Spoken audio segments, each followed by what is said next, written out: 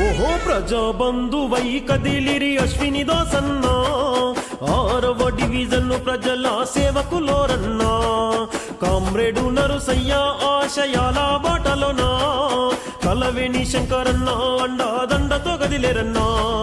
కౌన్సులరుగా గెలిచెను, పనులు ఎన్నో చేసెను, ప్రజా సంక్షేమానికి ప్రగతి దారులేసెను. ఈ జనము గుండెలను గెలిచిన జననేతై ఎదిగెను.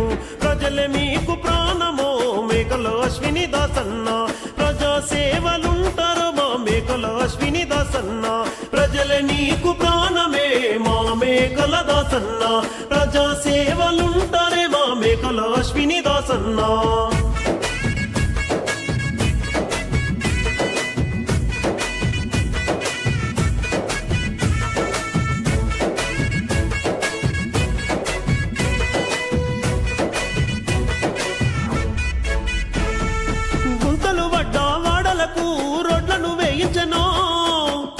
కాలువ డ్రైనేజీలా పనులే చేయించెనో, ఓపెను జిమ్ముల కట్టించి ఆరోగ్యాన్నిచ్చినడో, క్రీడా ప్రాంగణము గట్టి ప్రేమను పంచినడో, చీకటున్న వాడల వెలుగులు వెలిగించెనో, చిన్నబైన మోములో చిరునవ్వులు పూయించెనో, మాట ఇస్తే మరువని.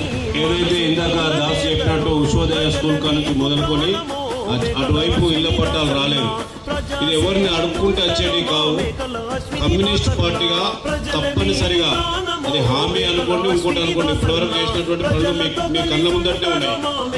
ఎవరి దయాదాక్షిణ్యాల మీద వచ్చేవి కావు. అవి తప్పకుండా మీ చేతిలో పట్టాలు పెట్టేటువంటి ప్రయత్నం కమ్యూనిస్ట్ పార్టీ చేస్తుంది అనేటువంటి విషయాన్ని ఈ సందర్భంగా మీకు విజ్ఞప్తి చేస్తాం. ఇక్కడే కాదు, ఈ కోల్బెల్ట్ ప్రాంతంలో ఇంకా అనేక ప్రాంతాలలో కొంతమందికి ఇళ్ల పట్టాలు రాలేదు. వాళ్ళందరూ కూడా ఇళ్ల పట్టాలు ఇప్పించేటువంటి బాధ్యత మాది. ఈ ఓటు అనేటువంటి హక్కు ఇందాక చాడగారు చెప్పినారు. ఈ రాజ్యాంగంలో ఓటు అనేటువంటి హక్కు వచ్చింది. ఈ ఓటు ద్వారానే పరిపాలన జరుగుతుంది. ఇలా వార్డు మెంబరు, తర్వాత కౌన్సిలరు, తర్వాత కార్పొరేటరు, తర్వాత సర్పంచులు, వీళ్ళందరూ కింది స్థాయి నుంచి గ్రామాలను అభివృద్ధి చేసి ఆ తదుపరి ఎమ్మెల్యే, ఆ తర్వాత ఎంపీ, ఇవన్నీ చట్టాలు.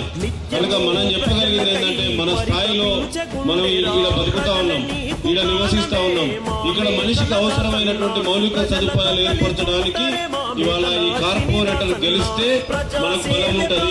చాడగారు ఏం చెప్పినారు? అశ్వని గెలవడం కాదు, దాస గెలవడం కాదు, మీరందరూ గెలిచేటువంటి నైతిక హక్కును కూడగట్టుకోవడానికి ఈ ఎన్నికలలో సిపిఐ అభ్యర్థులను గెలిపించండి, కంకి కొడవలి గుర్తుకు ఓటేయండి అని చెప్పి ప్రార్థిస్తూ సెలవు తీసుకుంటాం. తీర్చే పార్టీ, ఆపదలు ఆదుకునే పార్టీ, కష్టాల వాళ్ళని కడదీర్చే పార్టీ అనేటువంటి విషయాన్ని మీరందరూ కూడా దృష్టి పెట్టుకోవాల్సిన అవసరం ఉంది. అందుకని ఇక్కడ అందరూ కూడా ఇదివరకు మేడం దాస్ గారు కౌన్సిలర్ గా వారు ఏం చేశారో మీకు తెలుసు. తాను నాలుక ఉండే మనసుతో కలిగిన వారు, వారి సత్యమని వారి భార్య అశ్విని కూడా ఆ రకంగానే మీరందరితో కలుపుకుంటూ ఉండేటువంటి మరి వ్యక్తిగా మీరందరూ కూడా గుర్తించాలా.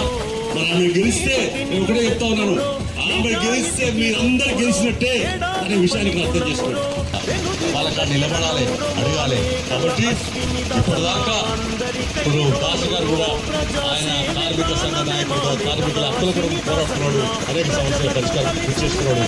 ఇక్కడ కూడా మీ అందరూ తెలుసు, శంకరన్న ఈ ప్రాంతంలో ఉన్నా, నేను ఇక్కడే మరి 7వ తరగతి అక్కడ చదువుకున్నాను. ఇక్కడ కరెంట్ లేకపోతే ఫోన్లు అటు పడగొడితే 10 రోజులు జైల్లో ఉన్నాం. పెద్ద పెద్ద లీడర్లు అందరూ ఉన్నాం. ఇప్పుడు ఇలా ఆనాడు యువకుడు ఆయనే.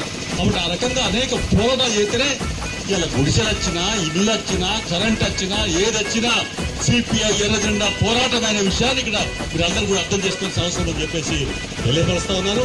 అందుకనే ఈ ఎన్నికల్లో నేను మొట్టమొదట ఈ ఫస్ట్ అసెంబ్లీలో శ్రీరాంపూర్ నుండి నాయకత్వం వచ్చింది.